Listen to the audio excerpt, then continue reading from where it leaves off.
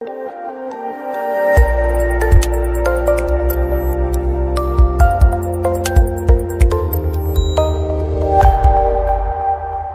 Venue को महत्व दीजिए। मैं शुरुआत की एक बात बताता हूं। हमको शुरुआत में 2 दिन के लिए बहुत ज्यादा प्रमोट किया गया। 2 दिन, एक फ्राइडे की ट्रेनिंग और एक संडे का प्लान। वेन्यू प्लान की बात कर रहा हूं। हमारे पास उस समय बहुत सारी सुविधाएं नहीं होती थी, फोन नहीं होते थे, इस तरह से यूट्यूब पे देखने के लिए वीडियो नहीं होते थे। हमको जितना बताया गया उतना हमने करने का प्रयास किया। मैं यहां आगरा से करीब, मेरा गांव 50 किलोमीटर है। 50 किलोमीटर जब मैं गांव में ही रहता था और वहां से ऐसे साधन नहीं थे। अभी तो आप गाड़ी में चाबी लगाओगे तुरंत आ सकते हो, लेकिन पहले ऐसे साधन नहीं थे, इस तरह की उपलब्धि नहीं थी। तो ये चीज हमको बताई गई, लेकिन ये हमने माइंड सेट कर लिया, इतना कूट कूट के भर दिया गया कि 2 दिन हमको वहां जरूर रहना था। अब आपके साथ इस बिजनेस में ना डुप्लीकेशन होता है। ये चीज उन लोगों के लिए काम करेगी जो लोग एक बड़ा काम करना चाहते हैं। आप इसको समझने का प्रयास करें। आपका एक जो वेन्यू चलता है उसका प्रभाव और उसकी चीजें कैसे कैसे फायदा दे सकती है और वो कैसे डुप्लीकेशन होता है, हमको बताया गया कि आप उस संडे का जो प्लान होता है जिसमें नए लोग आते हैं, वहां पर आप होस्ट होते हैं और बाकी के सारे लोग गेस्ट होते हैं। तो हम सारे लोग मिलकर के वेन्यू का माहौल एक बहुत अच्छा बनाते थे। वहां पर सारे लोग मिलके, जो होस्ट थे, होस्ट मतलब जो एसोसिएट थे, वो सारे लोग टाइम से पहले पहुंचते थे, सारी व्यवस्थाएं चेक करते थे। वहां पानी की व्यवस्था प्रॉपर है कि नहीं है, वहां पर एंट्री की व्यवस्था प्रॉपर है कि नहीं है, वहां पर सीटिंग अरेंजमेंट प्रॉपर है कि नहीं है। एक एक चीज को वहां पर देखते थे, पूरा माहौल। हमारी तो जिम्मेदारी है, गेस्ट को अच्छा फील होना चाहिए। और ये सब कुछ करने के बाद फिर हमको सबकी जिम्मेदारी ये थी कि हम लोग वहां पर जब हम आए हैं तो हमारा बिजनेस ही लोगों का बिजनेस है। तो हम लोगों को अच्छे से याद है, शुरुआत में हम लोग ट्रैक्टर ट्रॉली भर भर के, लोगों को बसों में भर भर के, लोगों को जुगाड़ों में भर भर के, जुगाड़ चलती थी पहले, उसमें भर भर के लाते थे। और एक समय ऐसा आया, मुझे अच्छे से याद है, आगरा वेन्यू पर एक आदर्श वेन्यू था और वहां पर लोग छोटा हाथी भर के लाते थे। छोटा हाथी जानते हैं आप लोग?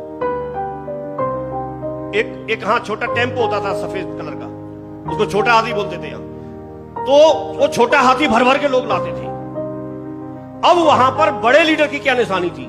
जिसके जितने ज्यादा हाथी वो उतना बड़ा लीडर, मतलब जितने ज्यादा गेस्ट लाया और उसको सम्मानित भी करते थे, उसका नाम भी लेते थे। तो कुल मिलाके मैं आपको यह समझाना चाह रहा हूं कि वो एक अभियान जैसा चला दिया वेन्यू को भरने का। और वहां पर फिर सैकड़ों की संख्या में लोग उसी समय साइन अप कराते थे, सैकड़ों की संख्या में। सबका बिजनेस अच्छा चलता था। आप वेन्यू पे अगर लेके आते हैं, जब आप अकेले होते हैं तो आपकी अकेले की टेस्टमनी होती है। वेन्यू पे लेके आते हैं तो आपके पास 10 लोगों की, 20 लोगों की, 50 लोगों की टेस्टमनी होती है। वहां पर कम बताने वाले भी होते हैं, कम कमाने वाले भी होते हैं, ज्यादा कमाने वाले भी होते हैं। लेकिन इसके पीछे साइकोलॉजी क्या है वो समझना है आपको। जैसे सपोज कीजिए मैंने किसी एक व्यक्ति को घर पे जाके प्लान दिखाया, ठीक है? अगर मैंने घर पे जाके प्लान दिखाया, प्लान उनको समझ में आ गया और उन्होंने ज्वाइन कर लिया। अब ये लिस्ट बनाएंगे, FIM में हमने इनको लिस्ट बनाने के लिए बोला, इन्होंने अपनी लिस्ट बनाई।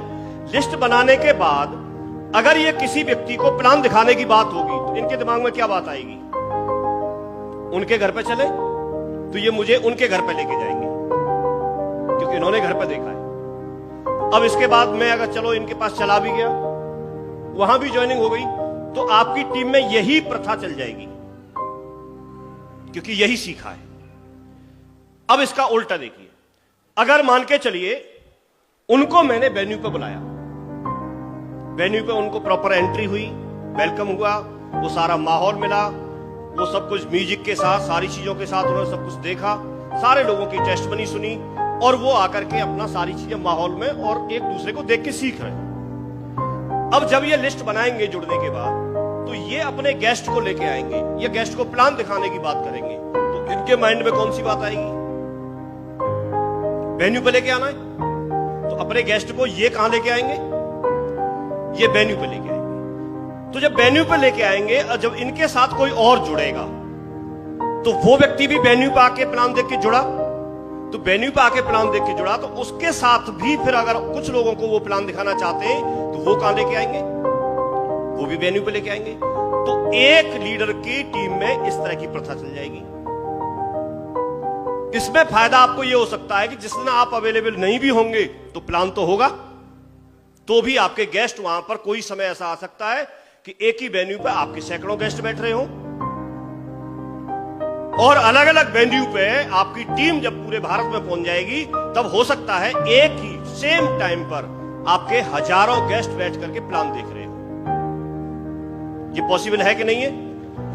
आज आप सोच के देखो, एग्जैक्ट काउंटिंग तो नहीं कर सकते, लेकिन सर के लेवल पे मान लीजिए संडे को प्लान चलता है, प्लान चलता है तो पूरे भारत में चलता है, जहां जहां टीम है करीब करीब एक आइडिया लगाएंगे तो कितने गेस्ट प्लान देखते होंगे सर के?